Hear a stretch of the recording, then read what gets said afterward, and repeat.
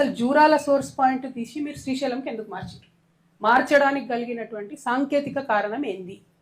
ఆనాడు కేసీఆర్ గారు కూడా ప్రజెంటేషన్ ఇచ్చినప్పుడు పాకాల జూరాల ఒక లింక్ పెడతామని ఇంకోటి చాలా చెప్పారు. అవన్నీ జరగలేదు. 100 అనుకుంటాం, 100 కావు. పాలిటిక్స్లో అయినా ప్రభుత్వంలో అయినా ఇంట్లో అయినా, అది మాకు కూడా తెలుసు. కానీ అల్టిమేట్గా ఇప్పుడు జరిగింది ఏంది?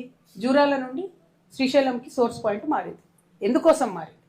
నేను అలిగేషన్ చేస్తా ఉన్నా, కేవలం హరీష్ రావు గారి ధనదాహం కోసం మారింది.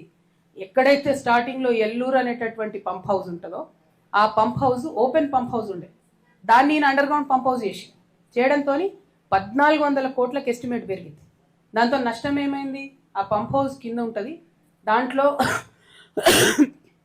ఒకటి వాటర్ పంపింగ్ కెపాసిటీ తగ్గింది, ఇంకోటి శ్రీశైలం డ్యామ్లోంచి మనం తక్కువ లెవెల్లో తీసుకోవాల్సినటువంటి వాటర్ 30 మీటర్ల ఎత్తుకు పెరిగింది.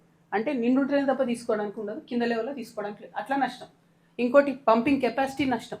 మూడవది అండర్ గ్రౌండ్ చేయడంతో అది వచ్చి కల్వకుర్తిలో ఉన్నటువంటి మోటార్లను కొడితే కల్వకుర్తి లిఫ్ట్ ఇరిగేషన్ ఇప్పటికి కూడా కేవలం 3 మోటార్లతోనే పనిచేస్తుంది. మొత్తం 10 ఏళ్లలో, తెలంగాణ వచ్చిన 10 ఏళ్లలో 3 మోటార్లతోనే కల్వకుర్తి పనిచేస్తే ఇరిగేషన్ మంత్రిగా ఆయన 5 ఏళ్ళు ఉంటే రిపేర్ కూడా ఏపీలో ఇప్పటి వరకు. సో ఎందుకోసం ఈ మాట చెప్తా ఉన్నా అంటే, ఈ 2 ప్రశ్నలకు సమాధానం చెప్పి హరీష్ రావు గారు పవర్ పాయింట్ ప్రజెంటేషన్ పెట్టుకుంటారో ఏం పెట్టుకోరు.